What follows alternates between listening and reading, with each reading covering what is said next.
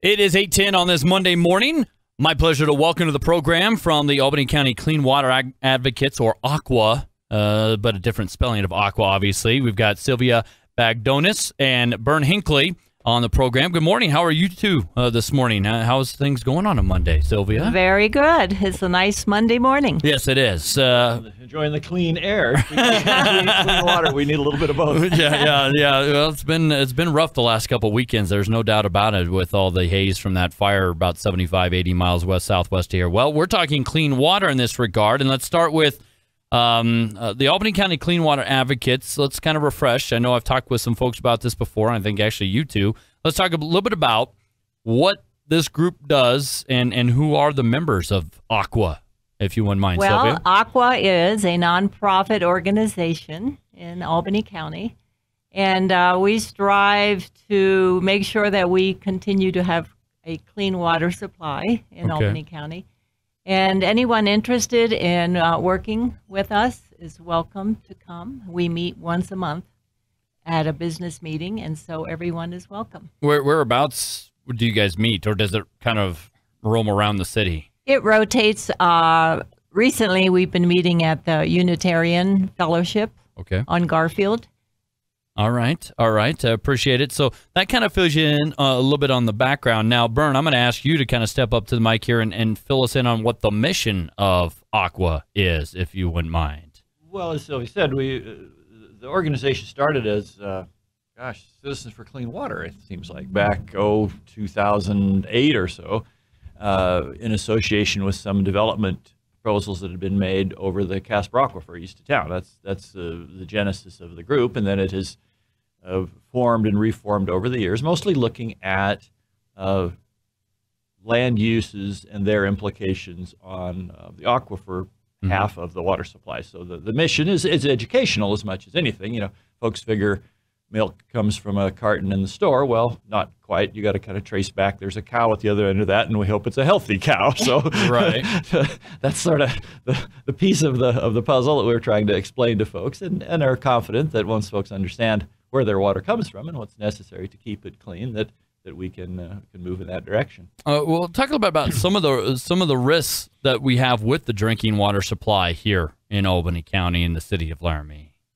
Well, we're fortunate to have a very good water supply, and a lot of that is because we're at the top of the stream. The old cowboy saying, "Don't drink downstream of the herd." Well, we're upstream of the herd, fortunately. So while there are other communities in Wyoming that have to treat their water for some chemical that's gotten into it, in the case of Laramie, our groundwater supply comes from the hills immediately east of town. So we are at the top of the chain. The snow falls and melts, and the rain rains, and it runs into that aquifer, and we pick it up with our wells. And similarly, our river water supply is taken out of the Laramie River most of the way to Woods Landing. So above that is mostly national forest and not a lot of serious land use. So aquifer protection, watershed protection is mostly about land use. Yeah. Well, then it sounds like we've got some good things in regard to that. Now, let me ask you both this. Does the city and the county have legal protections in place right now to protect the aquifer? I'll kind of turn it back over to you, Sylvia, if you don't mind here. Yes, we do. Both the city and the county have what's called a Casper Aquifer Protection Plan. Okay. And in those plans, they have recommendations for land use and ways to protect our water supply.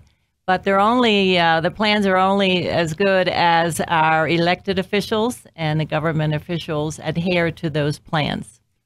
Have you two been involved with ACCWA for quite a while? Both of you been involved quite a while?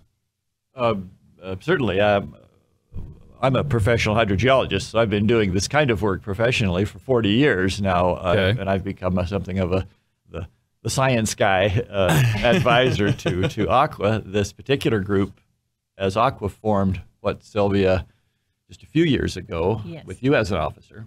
Right.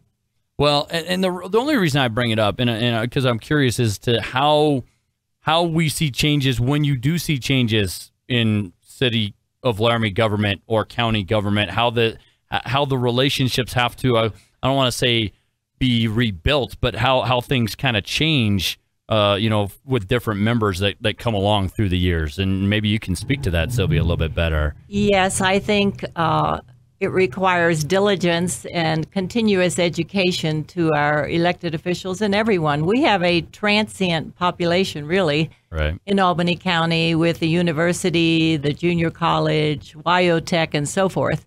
And so as people come and go, we have to continue to educate them about where the water comes from and what we have to do to monitor the good quality of water that we have.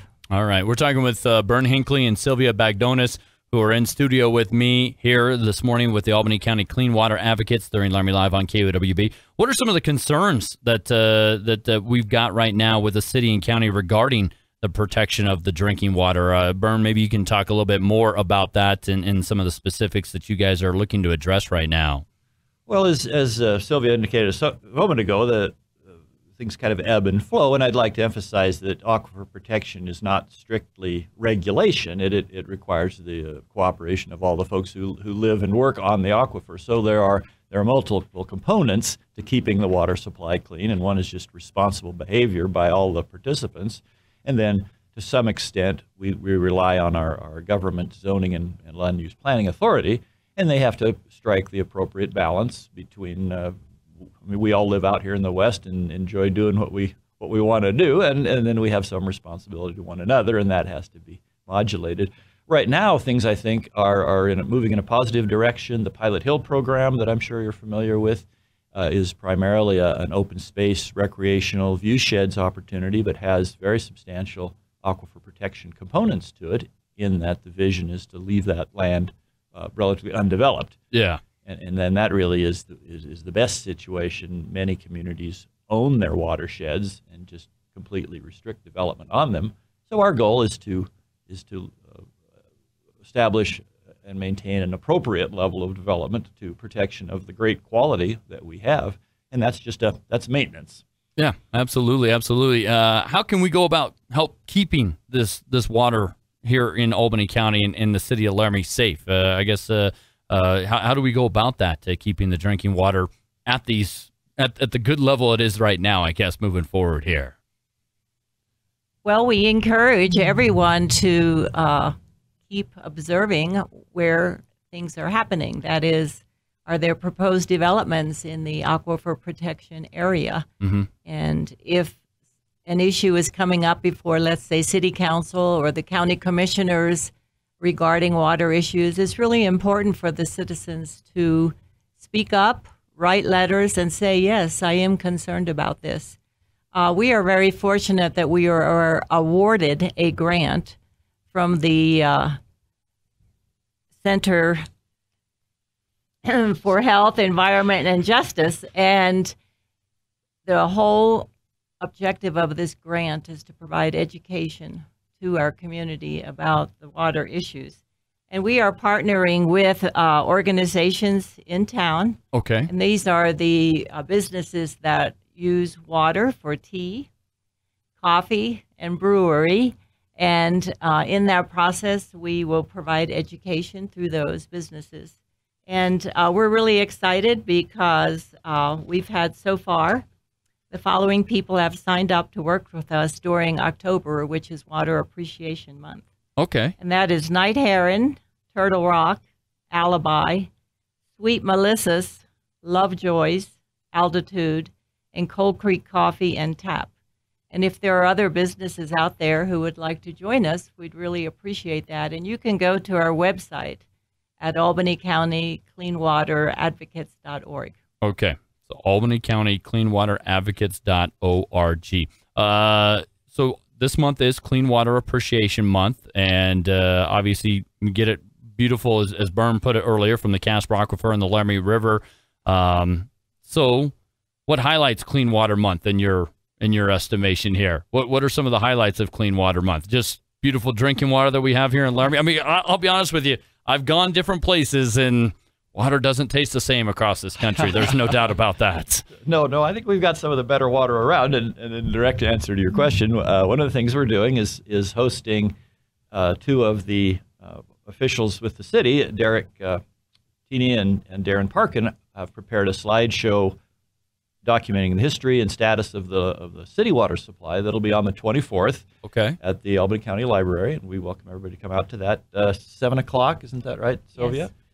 Yes. In addition to that, we are producing educational materials that will appear at each of these coffee shops that are participating, and we're in the process of trying to get people to participate in that. And those are both informative of how the water comes from, and some of them are a little more whimsical, challenging people to identify the source of quotes about water and things. So we've tried to kind of have some fun with it. But the overall focus, of course, is just to get people to think about where does that water come from and understand their role in that.